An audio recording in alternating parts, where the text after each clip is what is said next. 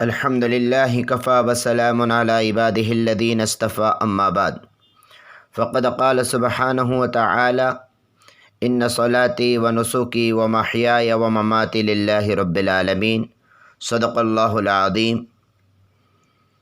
قربانی کے متعلق مسائل چل رہے ہیں۔ آج میں 5 مسئلوں پر آپ سے بات کرنا چاہتا ہوں۔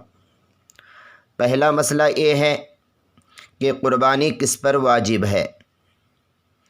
دوسرا مسئلہ یہ ہے کتنی مقدار پر قربانی واجب ہے۔ تیسرا مسئلہ یہ ہے کیا قربانی عورت کے زیورات پر ہر سال واجب ہے۔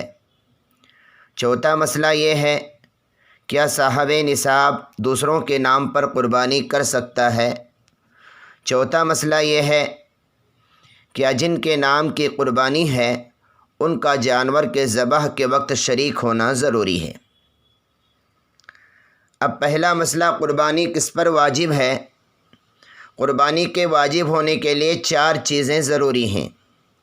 نمبر 1 آزاد ہونا، یعنی غلام پر قربانی واجب نہیں ہے اور غلامی کا سلسلہ موجودہ زمانے میں ختم ہو چکا ہے۔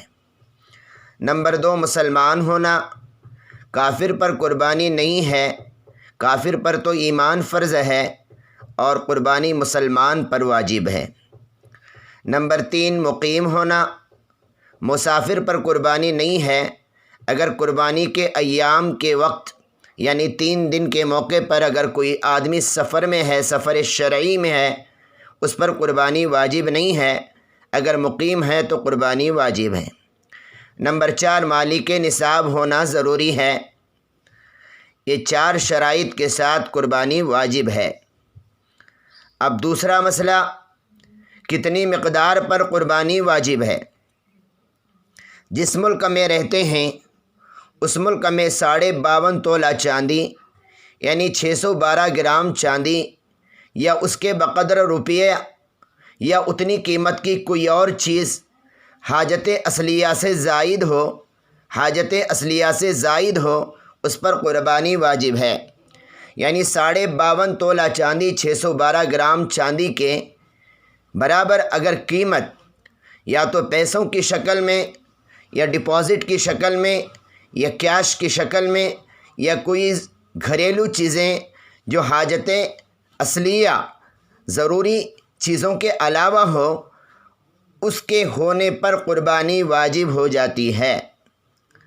تیسرا مسئلہ کیا قربانی عورت کے زیورات پر ہر سال واجب ہے۔ جی، اگر کوئی عورت زیورات کا استعمال کرتی ہے اور سونا اور چاندی کی شکل میں اس کے زیورات ہیں، جو عورت زیورات استعمال کر رہی ہے اس کے زیورات کی مجموعی قیمت اگر 612 گرام چاندی کے برابر ہے تو اس عورت پر قربانی ہر سال واجب ہے۔ اگر کسی سال اس کے زیورات ختم ہو گئے یا بیچ دیا تو اس سال قربانی واجب نہیں۔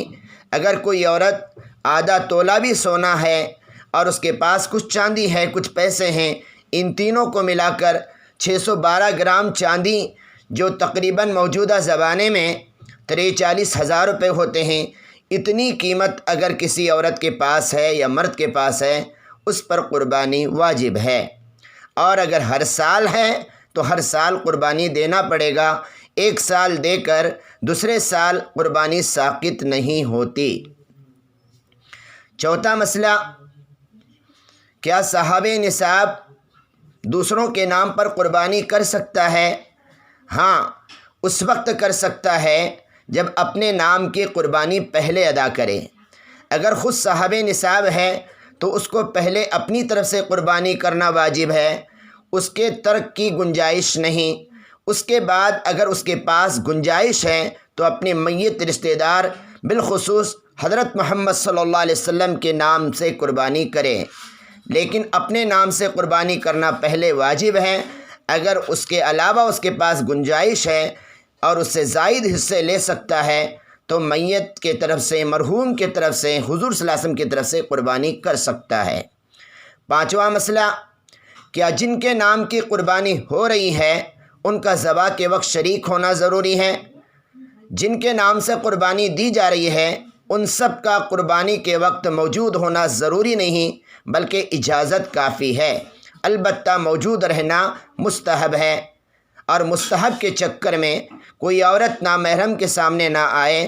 اگر عورتوں کے نام کی قربانی ہے، اگر باہر مجموعہ نامحرم کا ہے تو وہاں پر عورت نہ آئے، بلکہ اس کا رہنا جانور کے ذبح کے وقت ضروری نہیں ہے۔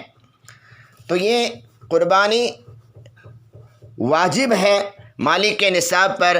موجودہ زمانے میں جس شخص کے پاس 612 گرام چاندی، جس کی مجموعی قیمت آج کے حساب سے، جس وقت میں ویڈیو اپلوڈ کر رہا ہوں، آج کے حساب سے 43,000 روپے تقریباً اگر کسی کے پاس ہیں، اور ایک قربانی کے دنوں میں جو چاندی کی قیمت ہوگی اس قیمت کے اعتبار سے 612 گرام چاندی کے برابر اگر کسی کے پاس مال ہے، پیسہ ہے، روپیہ ہے، تو اس شخص پر قربانی واجب ہے۔ اللہ ہمیں عمل کی توفیق عطا فرمائے۔